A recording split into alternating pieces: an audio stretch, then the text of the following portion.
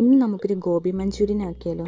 അപ്പോൾ അതിനു വേണ്ടി ഒരു പാത്രത്തിൽ അല്പം വെള്ളമെടുത്ത് അതിലേക്ക് കുറച്ച് മഞ്ഞൾപ്പൊടിയും അല്പം ഉപ്പും ചേർത്ത് നമ്മൾ അരിഞ്ഞു വെച്ചിരിക്കുന്ന കോളിഫ്ലവറിൻ്റെ ഫ്ലോററ്റ്സ് അതിലേക്ക് ഇട്ട് കൊടുത്ത് അതിനുശേഷം ഒരു പാത്രത്തിൽ കുറച്ച് ഓൾ പർപ്പസ് ഫ്ലോർ, അതേപോലെ തന്നെ കോൺഫ്ലോർ, കുറച്ച് മുളക് പൊടി, മഞ്ഞൾപ്പൊടി, ഉപ്പ് ഇതെല്ലാം ചേർത്ത് ഒരു തിക്ക് കൺസിസ്റ്റൻസിയിൽ ഒന്ന് മിക്സ് ചെയ്തെടുക്കാം.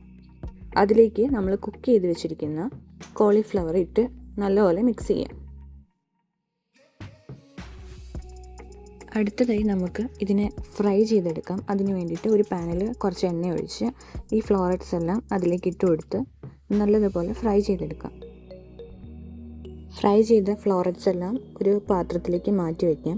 അതിനുശേഷം ഒരു പാനിൽ കുറച്ച് വെജിറ്റബിൾ ഓയിൽ ഒഴിച്ച് നമ്മൾ കട്ട് ചെയ്ത് വെച്ചിരിക്കുന്ന സവാള, അതേപോലെ തന്നെ ക്യാപ്സിക്കം എല്ലാം ഒന്ന് ലൈറ്റായിട്ട് വഴറ്റിയെടുക്കാം. അതിനുശേഷം കുറച്ച് ഇഞ്ചി വെളുത്തുള്ളി പേസ്റ്റ് ആഡ് ചെയ്ത് കൊടുത്തതിന് ശേഷം ആവശ്യത്തിന് സോയാ സോസ്, അതേപോലെ തന്നെ ചില്ലി സോസ്, പിന്നെ ടൊമാറ്റോ സോസ് ഇത് മൂന്നും ഒഴിച്ച് നല്ലതുപോലെ മിക്സ് ചെയ്തെടുക്കും. ഇനി വേണമെന്നുണ്ടെങ്കിൽ കുറച്ച് ഉപ്പും കൂടി ആഡ് ചെയ്ത് കൊടുക്കാം. അതിനുശേഷം നമുക്ക് കോൺഫ്ലോർ അല്പം വെള്ളത്തിൽ മിക്സ് ചെയ്തെടുത്ത് അതും കൂടി ഇതിലേക്ക് ഒഴിച്ചു കൊടുക്കാം. അത് തിളയ്ക്കാൻ തുടങ്ങുമ്പോൾ നമ്മൾ നേരത്തെ ഫ്രൈ ചെയ്ത് വെച്ചിരിക്കുന്ന കോളിഫ്ലവറിൻ്റെ ഫ്ലോററ്റ്സ് അതിലേക്ക് ഇട്ട് കൊടുത്ത് നല്ലതുപോലെ ഇളക്കി കൊടുക്കാം.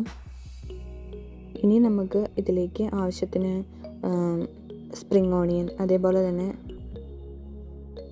വൈറ്റ് സെസമി സീഡ്സ് ഇതെല്ലാം ജസ്റ്റ് ഒന്ന് ഇട്ട് കൊടുക്കാം. എന്നിട്ട് സെർവ് ചെയ്യാവുന്നതാണ്. ഫ്രൈഡ് റൈസ്, അതേപോലെ തന്നെ വൈറ്റ് റൈസ് ഇതിൻ്റെ എല്ലാം ഒപ്പം കഴിക്കാനായിട്ട് നല്ലൊരു കോമ്പിനേഷനാണ് ഈ കറി. അപ്പോൾ എല്ലാവരും ഒന്ന് ട്രൈ ചെയ്ത് നോക്കാം.